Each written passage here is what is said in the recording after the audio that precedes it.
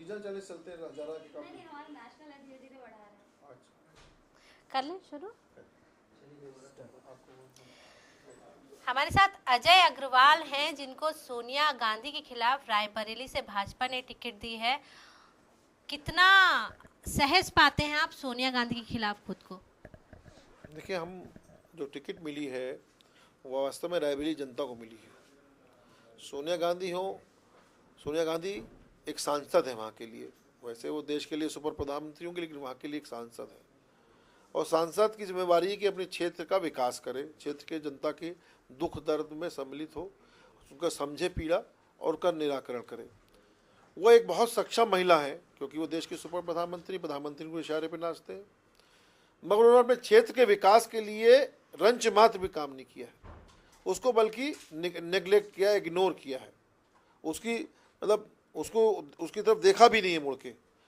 जहाँ से आप समझिए कि अगर सड़क से जाते हैं रायबरेली में, तो जहाँ से उसकी सीमा प्रारंभ होती है वहीं से ही गड्ढे शुरू हो जाएंगे सड़कों पे, उस रायबरेली की सीमा से।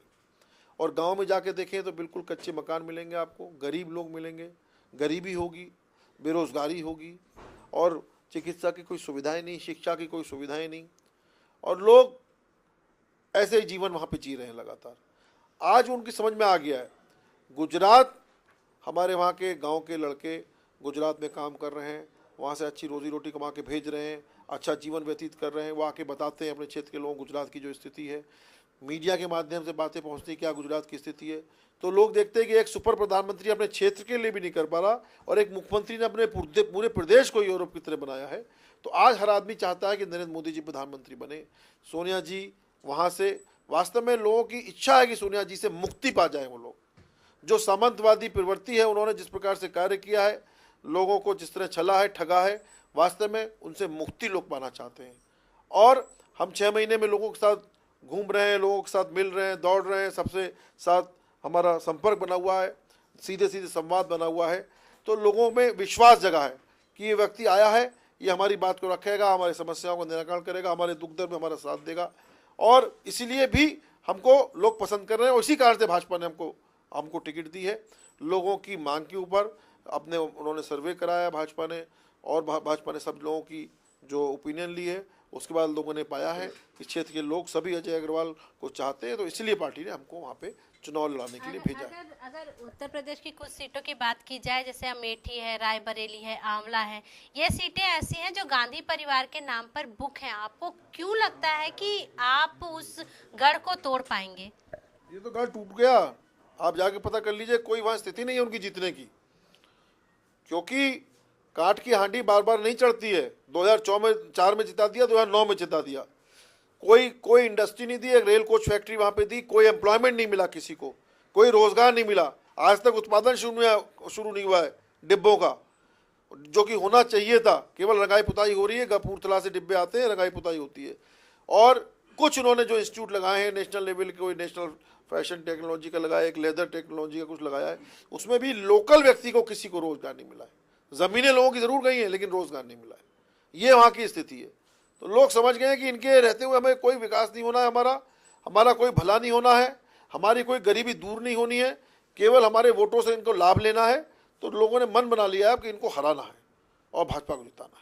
अगर भाजपा की बात की जाए तो आप किसके नाम पर वोट मांगेंगे? अजय अग्रवाल के नाम पर वोट मांगेंगे, या फिर नरेंद्र मोदी चूंकि बहुत अच्छे मुख्यमंत्री हैं और वो चूंकि मुख्यमंत्री होते हुए उन्होंने गुजरात का बहुत अच्छा विकास किया, तो देश का भी विकास करेंगे, तो इसलिए आप मुझे वोट दीजिए ताकि वो पीएम बने और यहाँ का भी विकास करें? तो मैं आपको बताऊँ कि चुनाव हम नहीं लड़ रहे, चुनाव रायबरेली की जनता लड़ रही है। जो ये चुनाव हो रहा है भाजपा के लिए, चुनाव रायबरेली की जनता लड़ेगी। हमको वोट मांगने की जरूरत नहीं है, हमें सिर्फ जनता से मिलने की ज़रूरत है, हमको जनता तक पहुंचने की ज़रूरत है।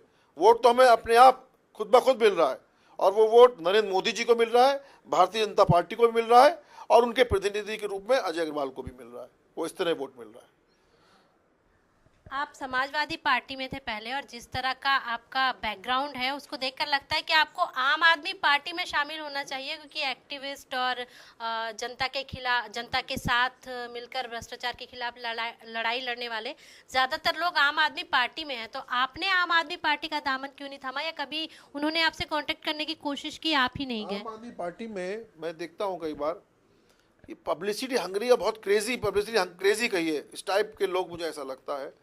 क्योंकि इतनी बड़ी जिम्मेवारी मिली थी उनको दिल्ली की चीफ मिनिस्टर की, उसको उन्हें निभाना चाहिए था और निभा के जनता की समस्याओं को दूर करना चाहिए, दिल्ली के लोगों का मन जीतना चाहिए था, दिल जीतना चाहिए था। उन्होंने कोई भी इस प्रकार का कार्य नहीं किया।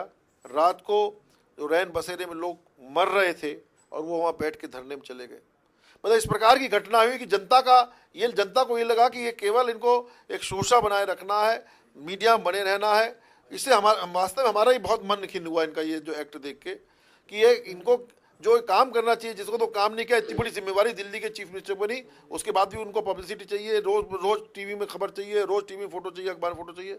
और अगर वो कोई डिलीवर करते वास्तव में, तो आज जनता उनको नकार चुकी है। आज कोई जनता आम आदमी पार्टी को कोई लायक नहीं कर रहा है और आम आदमी पार्टी की मुझे लगता नहीं कोई सीट यहाँ पे लोकसभा में आ पाएगी। रायबरेली की जनता के सामने आप कौन से मुद्दे लेकर जाएंगे? देखिए, राष्ट्रीय मुद्दे हैं, बहुत बड़े बड़े दो मुद्दे हैं, भ्रष्टाचार और महंगाई। ये सबसे बड़े मुद्दे हैं जिसने कमर तोड़ दी व्यक्ति की, जीवन यापन करना मुश्किल हो गया। ये तो राष्ट्रीय मुद्दे हैं जिससे हर व्यक्ति त्रसित है, नॉन रायबरेली नहीं, पूरे देश का व्यक्ति त्रसित है। मगर वहाँ का जो लोकल मुद्दा है कि वहाँ को मूलभूत सुविधाओं का अभाव, टूटी सड़कें, गांव में जाए तो बिल्कुल सड़कें ही नहीं है, गांव में जाइए तो मिट्टी के मकान हैं, सिंचाई के साधन नहीं है, मेडिकल की फैसिलिटी नहीं है, स्कूल कॉलेज नहीं है, नहर वगैरह सब बंद पड़ी है, कुछ पानी की सिंचाई के साधन नहीं है, ये और बिजली नहीं है, बिजली भी नहीं है रायबरेली में। कहा जाता है बहुत बड़े सुपर आमदनी क्षेत्र है, बिजली 24, केवल रायबरेली मात्र शहर में जहाँ 2 लाख की जनता रहती है, कुछ थोड़ी बहुत बिजली ज़्यादा आती है, गांव में 2-4 घंटे बिजली आती है। तो ये मूलभूत सुविधाओं का अभाव, ये सारे मुद्दे हैं। और गुजरात में 24 घंटे बिजली है, गुजरात में बेटर मेडिकल फैसिलिटीज़ है, गुजरात में हर आदमी धन से पूरा है, खुश है, सुखी है। ये सारे मुद्दे लोग समझ के इसीलिए ही मन बना चुके हैं मोदी को प्रधानमंत्री बनाएगा और सोनिया गांधी को हराने का। अगर अजय अग्रवाल जीत जाते हैं तो सबसे पहला काम जो रायबरेली की जनता है उसके लिए क्या करेंगे?